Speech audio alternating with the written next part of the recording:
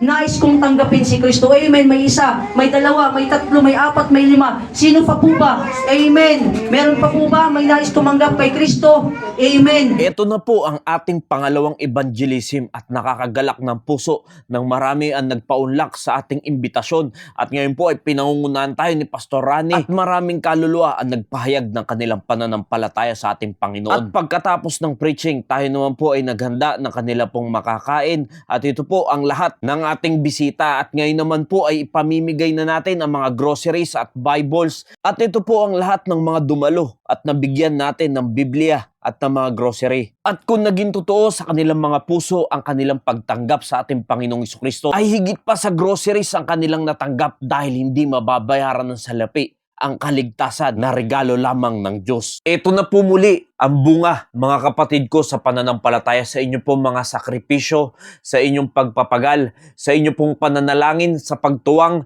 sa pagbibigay ng Biblia, at sa mga pagtulong nyo po sa gawaing ito upang magkaroon ng katagumpayan, ay wala pong naging sayang, mga kaibigan, mga kapatid. Kaya't kung naging totoo sa kanilang mga puso ang kanilang pananampalataya sa ating Panginoong Jesucristo, na siya ang nagbayad ng ating mga kasalanan, siya ang nakaranas ng kamatayan, inilibing at nabuhay magmuli, para rin naman tayo ay magkaroon ng pag-asa, ay mararanasan ng bawat isa ang kaligtasan o ang pagiging born again in spirit. For he saith, I have heard thee in a time accepted, and in the day of salvation have I succored thee. Behold, now is the accepted time. Behold, now is the day of salvation. Napakalinaw po dyan, mga kaibigan, mga kapatid, sa oras na tinanggap mo ang ating Panginoong Jesucristo sa pamamagitan ng pananampalataya, ay magkakaroon ka ng kaligtasan. Yung eksaktong oras na tinanggap mo ng totoo sa iyong puso sa pamamagitan ng pananampalataya ang ating Panginoong Jesucristo,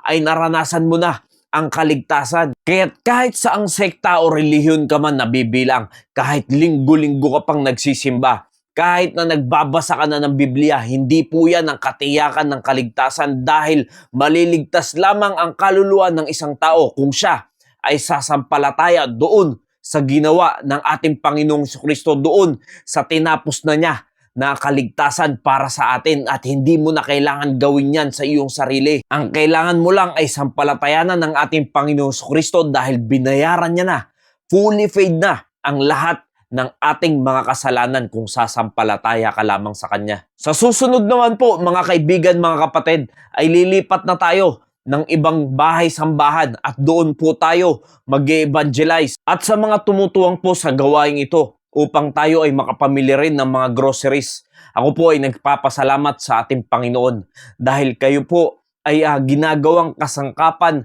ng ating Panginoon upang maging daluyan din naman ng pagpapala sa gawaing ito. Kaya't kayo po ay nagiging kabahagi sa pag-aakay ng kaluluwa. At sa mga gusto pa pong tumuwang sa gawaing ito, malaya po kayong mag-direct message po sa ating Facebook page, para po maiwasan natin ang mga kawatan, dahil marami na pong scammer sa panahon natin ngayon.